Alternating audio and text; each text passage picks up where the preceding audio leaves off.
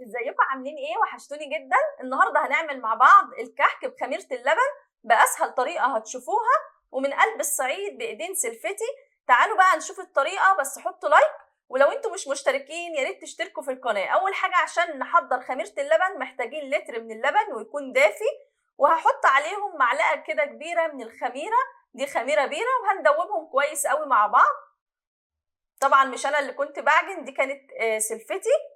بعد ما دوبنا الخميره كده في اللبن هيكون عندي الدقيق. كميه الدقيق دي حسب بقى اللبن ما هياخد معايا. احنا محتاجين قوام العجينه بتاعتنا تكون عامله كده زي الزلابيه، يعني ما تكونش تقيله قوي ومش خفيفه قوي زي ما هنشوف دلوقتي. يعني كده تمام. لما نوصل القوام ده كده كويس قوي.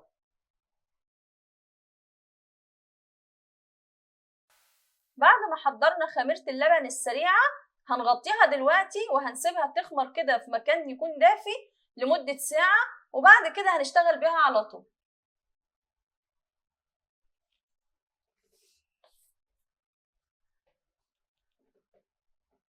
تعالوا بقى نشوف الخميرة كده بعد ما خمرت اهي، ارتفعت لفوق وحجمها اتضاعف، ومعايا بقى في فقاقيع كده على الوش، كده تعرفوا ان الخميرة بتاعتكم تمام. هنركنها دلوقتي على جنب وهنحضر 5 لتر من اللبن. اللبن بتاعنا نكون مدفيينه. هبدأ انزل كده باللبن في حاجة تكون كبيرة عشان احنا هنعمل 10 كيلو من الدقيق. دلوقتي معايا 2 كيلو من السمنة. السمنة دي انا مسيحاها، وبعد كده هحط كوباية من السمنة البلدي عشان تدي معايا ريحة كده.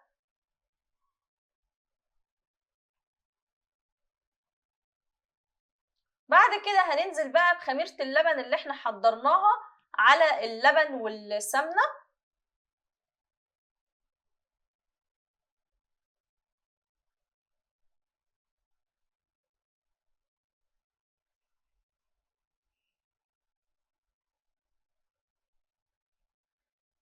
عليهم بقى معلقة من السكر ومعلقة كده من الملح، معلقة كبيرة، ومعلقتين من الخميرة البيرة،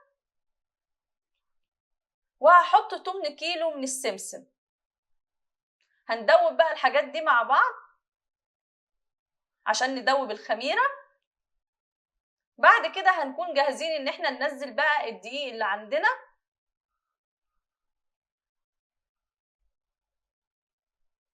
هنزل بقى ال10 كيلو الدقيق، طبعا نخلينه كويس على المكونات السائلة اللي احنا حطيناها دي كلها.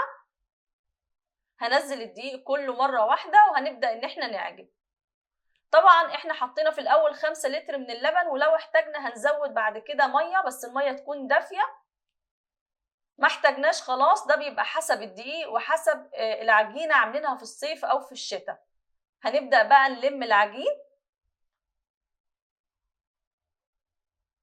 طبعا العجينة كانت لسه ناشفة شوية وكانت محتاجة شوية مية، لسه في دقيق ولسه العجينة ناشفة. هندفي شوية مية وهنبدأ دلوقتي ان احنا نحطهم على العجينة بتاعتنا. عشان كل العجينة ما بتبقى طرية طبعا بيكون افضل، بس طبعا برضو مش تكون اللي هي الطرية اللي ما نعرفش نشكل بيها الكحك بتاعنا. هنلم بقى العجينة، بصوا ازاي بنحاول ان احنا كده نلف العجينة وبنجيب من فوق لتحت عشان لو في دقيق من تحت. بصوا بقى بتلفها ازاي. طبعا 10 كيلو الدقيق دي كانت ناقصة شوية الدقيق اللي احنا عملنا بيهم خميرة اللبن، يعني المقادير بتاع الدقيق كلها الكمية كلها 10 كيلو. هنلف العجينة بقى. بصوا دي طريقة عجن الكحك، وأول ما هتلم معايا خلاص كده بنوقف. شايفين العجينة اهي طرية. هجيب شوية سمنة بقى وهنحطهم كده على وش العجين كده حلو قوي. هنسيبها بقى لحد ما هتخمر معانا وهنغطيها طبعا.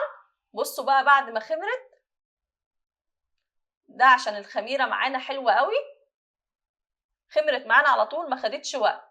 دلوقتي بقى هنبدأ نشتغل فيها على طول عشان نشكل الكحك بتاعنا.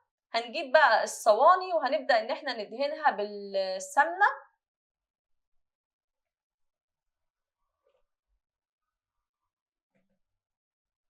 طبعا عشان برضو ما تلزقش في الايدين ممكن نحط سمنه كده في ايدينا او زيت، وبعد كده بنبدا ان احنا ناخد قطعه قطعه، ونبدا ان احنا نقطع كده على الصينيه، نعمل شويه شويه في الاول كده يعني بيخلينا نعمل اسرع ان احنا نعمل شويه، وبعد ما نخلصهم بنقطع تاني.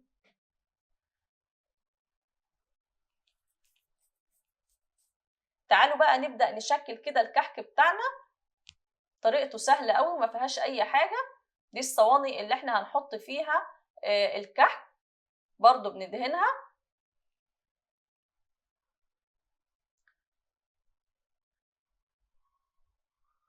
طريقة التشكيل بقى انتوا تشوفوها بعينيكم عشان تفهموها. بناخد واحدة كده ونبدأ ان احنا نلفها او نبرمها كده، وبعد كده بنقفلها. هي بتحط بتجيب الطرفين على بعض، وبعد كده بصباعها كده بتضغط عليها 3 مرات عشان تقفلها كويس، بعد كده ما تفتحش معانا. بصوا بنحاول بس ان هي تكون كلها حجم واحد، يعني ما تبقاش تخينة من ناحية ورفيعة من ناحية، على قد ما بنقدر يعني بنسويها كده. بصوا طبعا العجينة حلوة قوي، فده بيسهل عليكم كتير. طالما العجينة اتعجنت كويس بتبقى معاكم سهلة بعد كده. واحنا بنرص الكحك بقى في الصينية بنخلي مكان بين كل واحدة كده والتانية، عشان لسه هيخمر معانا تاني، عشان ما يلزقش بعد كده في بعضه. بتعملوا بقى بالحجم اللي انتوا عايزينه زي ما انتوا حابين.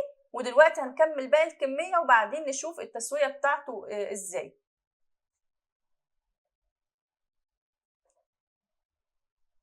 دي كده كل الكمية اللي احنا عملناها من 10 كيلو دقيق، طبعا حلوة جدا.